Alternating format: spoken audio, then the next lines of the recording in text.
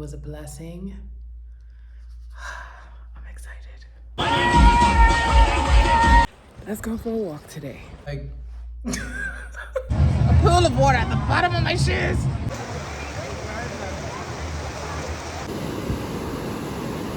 Cheers to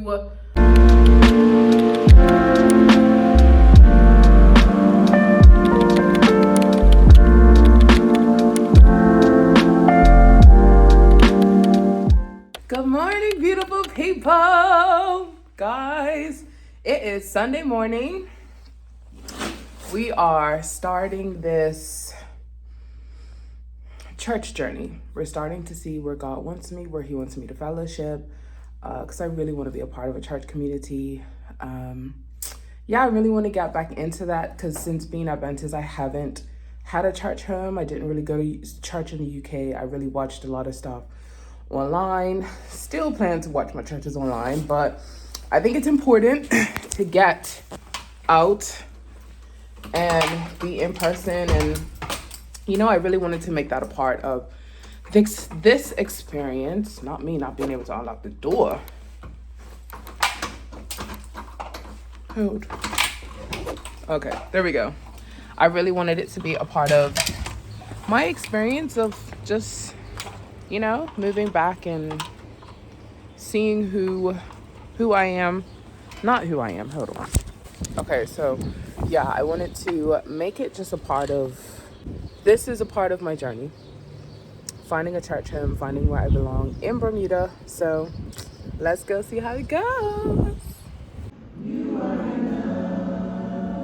Oh wow, honey.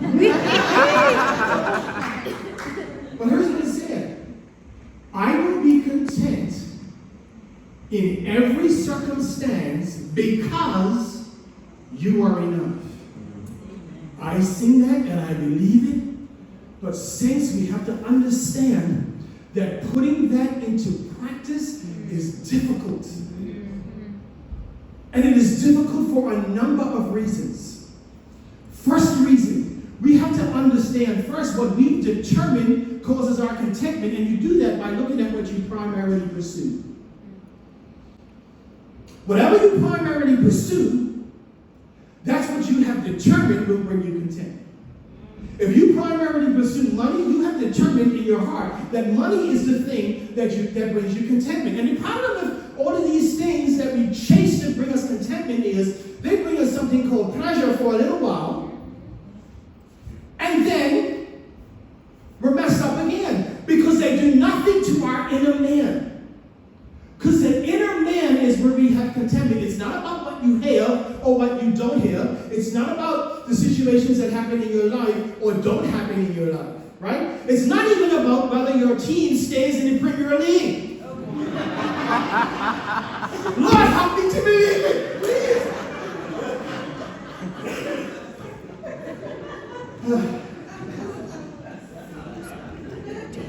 One second.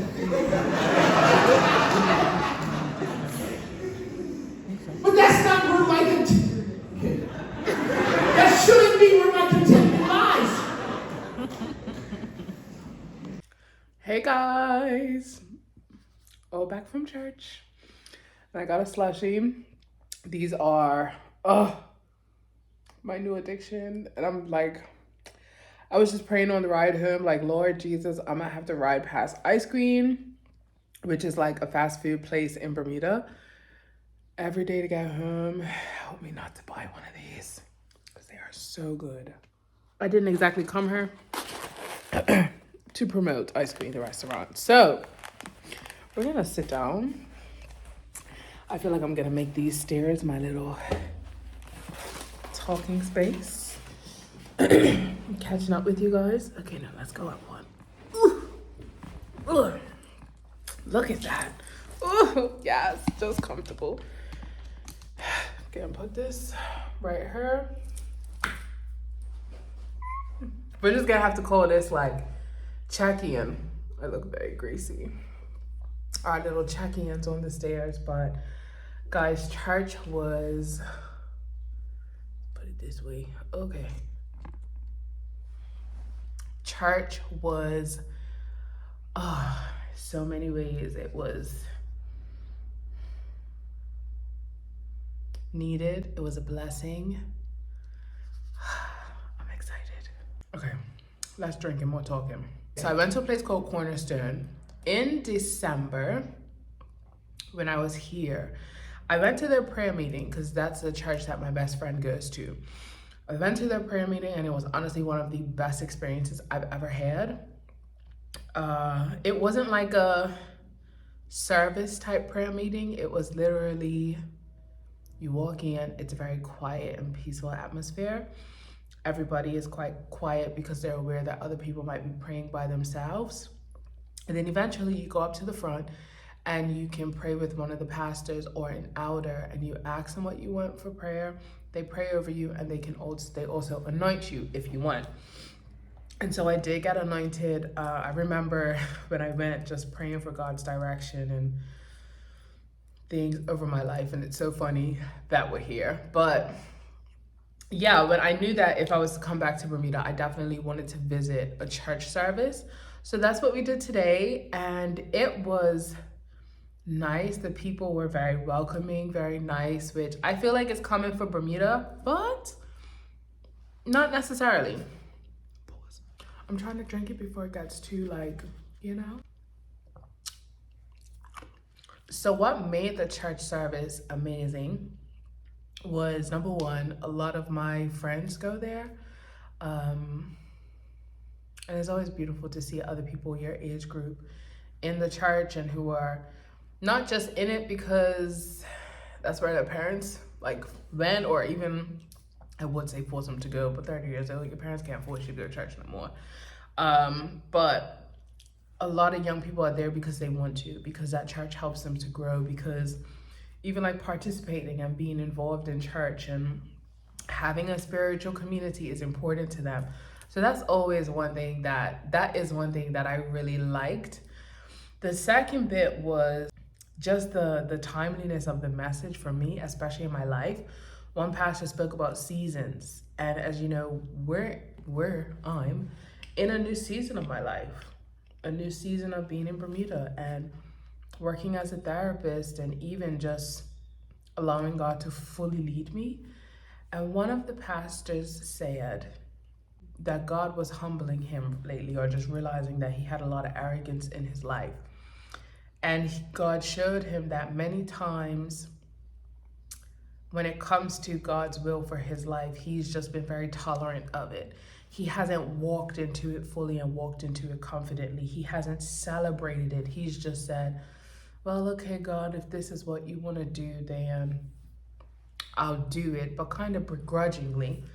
And I kind of looked at my situation in this new season of coming to Bermuda, which is not something that I wanted to do or something that I planned for myself, but literally something that that I asked God where he wants me. He showed me, and I followed through, but in a way of, okay, God wants me back in Bermuda, da-da-da-da-da-da-da.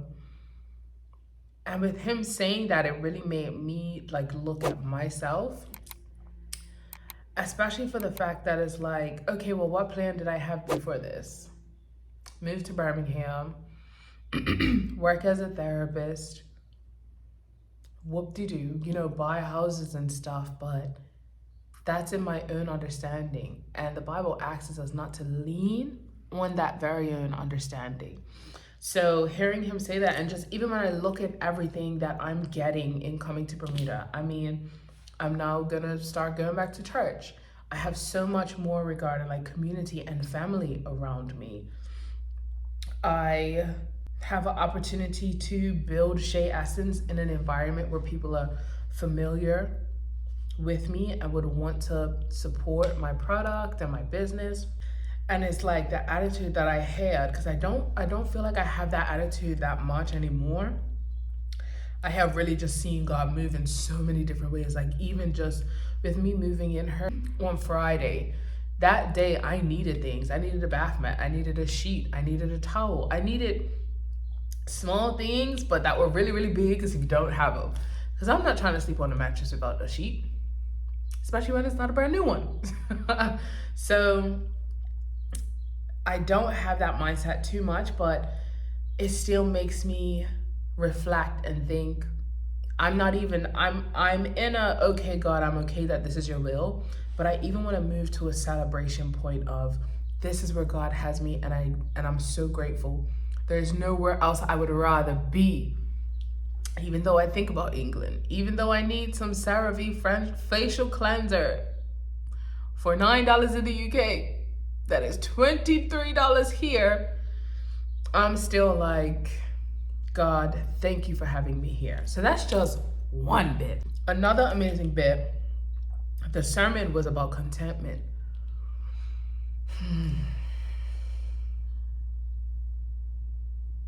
Let's drink to that. Cheers. Because contentment on its own is like one entire mountain. And it still goes with the aspect of the seasons. Being content with where God has me. Being content, although I don't have my own room, and I don't have, an apartment that I could come back and live in. I don't have all the clothes that I would like for work and relaxation and different events. I, quote unquote, don't have a lot of things that I would want, but I have everything that I need. And the pastor spoke about, where does our contentment lie? Does it lie in things outside of God? Does our contentment lie in other people? Does it lie in us being able to provide for ourselves? Like, where does our contentment lie? And he spoke about, if our contentment lies in anywhere that is not God, what I got from it is that basically is on shaky ground. It's not on a firm foundation. And it's so amazing because he spoke about the evil of comparison. And even with coming back onto social media, after being gone for so long, I have to remind myself, like, okay, don't compare yourself to what you see on social media, because a lot of social media is not real. I personally, in my journey with going back on Instagram, I want to be authentic. I want to talk about the good days. I want to talk about the bad days. I want to talk about the journey and the experience of adjusting back to Bermuda when this isn't originally what I had planned for myself. Being real with people. I think that's the key. This world needs authentic people. And I strive to be one of them, not even for the world, but simply for myself, being true to myself. So it was amazing. I am praying to see where God wants me church-wise. Another thing is that they have small groups. They and it sounds like it's something that they've had all this time, but they were introducing the small group leaders. And I've always wanted to go to a church that had small groups. So it was a lot of small things. The vulnerability of one pastor who was able to share, hey, I realized I haven't had or have an arrogance issue. The sermon being so on time. Also when it came to calling out a visitor, I guess I was the only visitor in the house. And so I was sitting in the second row with my best friend. And he was like, I don't know if there's any visitors around. And he was kind of like trying to look throughout the congregation, but he then landed on me. And I love it because he was like, we don't force people to stand up. We don't force you to make yourself known. You can if you want to. But when he looked back in my direction, I did the smallest wave possible, but I knew he saw me. I was like, it's like, yes, I'm a visitor. So that was really, really nice. But I'm looking forward to this experience with Cornerstone. I have my friends who are on the praise team, or even just as soon as they saw me walk into the door, they're like, oh, are you singing? Are you singing? And I was like, no, I am just taking it in. I am enjoying the experience and seeing where God leads me, because there is a person behind this voice. There is a person that wants to be fed spiritually. There's a person that wants to be a part of a community. There is an entire person behind these vocal cords. and ensuring that I'm not somewhere just because I have to sing here, or even I'm not somewhere just because my best friend goes to this church, but I am here because this is where God wants me to be. If it happens to be that church, I would love that. Sure, great. If it's not, then I know wherever God has me will be even better than I can ever even just think of. So, cheers to us. What are we cheersing to? It just left my mind. Cheers to celebrating where God has me. Cheers to being content in where I am, regardless of my circumstances, regardless of what this world tells me that I should look like, that I should be. Regardless of all of it, just cheers to being content in Christ and celebrating the life that He has me in. Whoop whoop. Thank you, Jesus. So yeah, probably haven't told you guys I moved, but I'm pretty sure you can tell I'm in a different environment.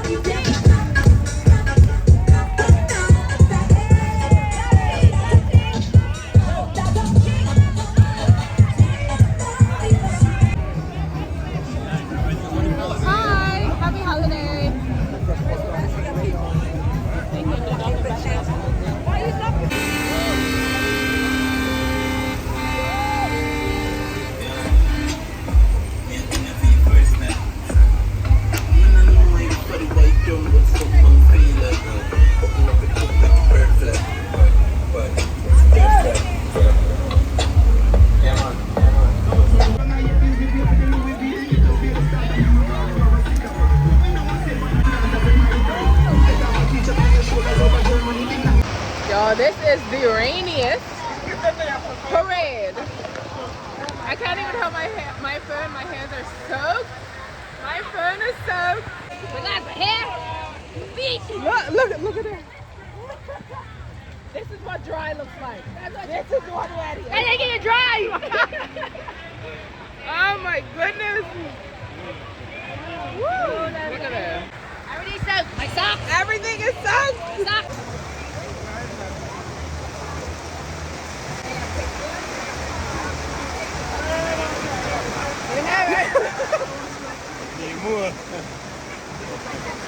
Oh guys, look.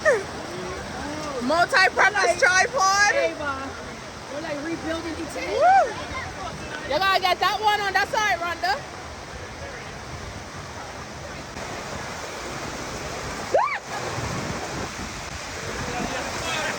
Woo. Woo.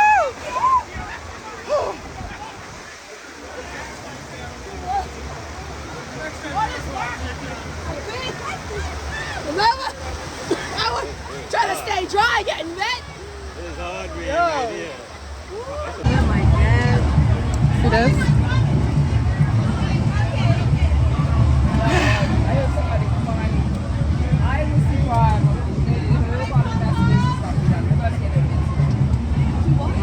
shoes are squishy. There is water, a pool of water at the bottom of my shoes.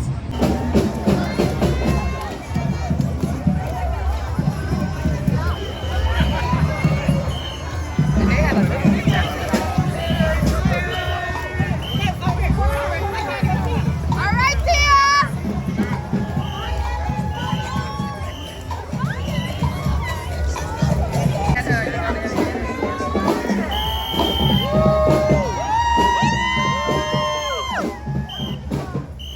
Get it, Auntie. Go ahead. Yeah, Auntie. Go ahead, girl.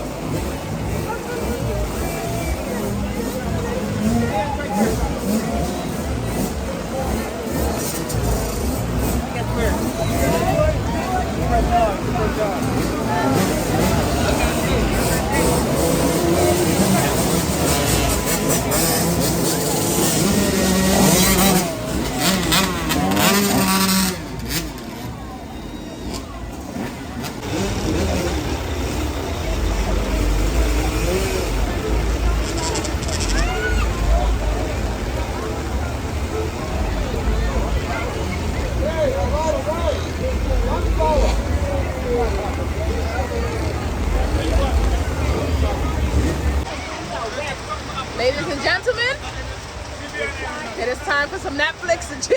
I'm telling you. And get back to the house, cause this, la la la.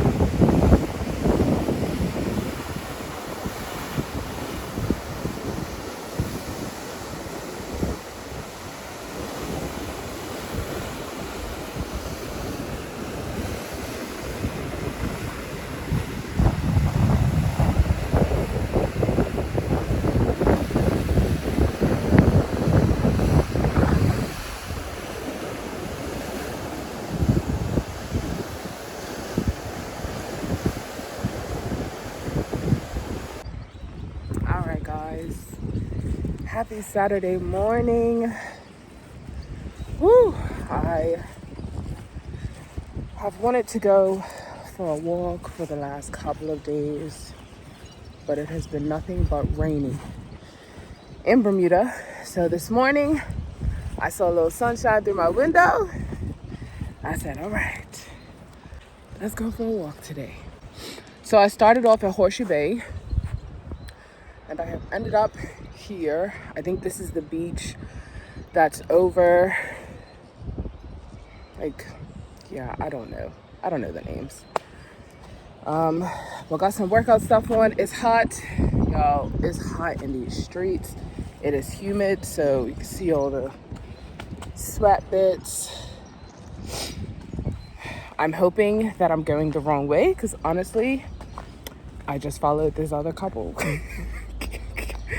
I was like, okay, well, if they're walking somewhere, then clearly there must be somewhere to go. Got some beautiful, beautiful footage. Sorry, I don't have my tripod with me. I wasn't expecting to record anything. I just wanted to do a nice walk, but here we are. Guys, I chose violence today. My plan was to just go walk on Horseshoe Bay Beach a couple times, go back, go to the grocery store, pick up some stuff for the house, and then head back home and see what I get into today. Yeah, no, I decided to climb up a hill and go some other way, and I chose violence. But I love that for me because, oh, wow. I think I'm almost closed my rings. Okay, we're going for 30 minutes.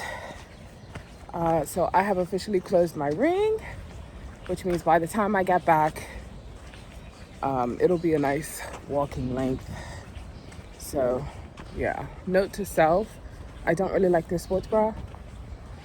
Don't think I wish to be wearing it again. And I'm not gonna be wearing a shirt, but such is life. It's hot in these streets, y'all. But anywho, I hope you guys have a fantastic day, whatever you get into.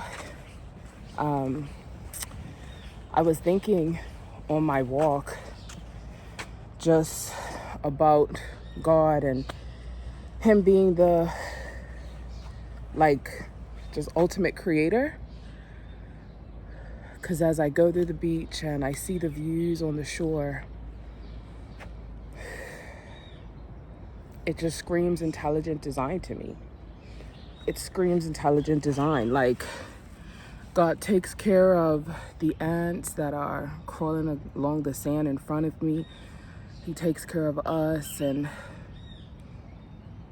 you know, like I was talking about last time, that contentment, the song Jireh, if he dresses the lilies with beauty and splendor, how much more will he clothe me? So, yeah, I just hope that you guys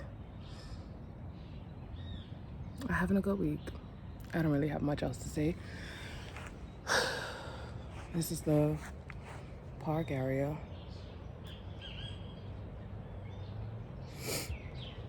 Whew.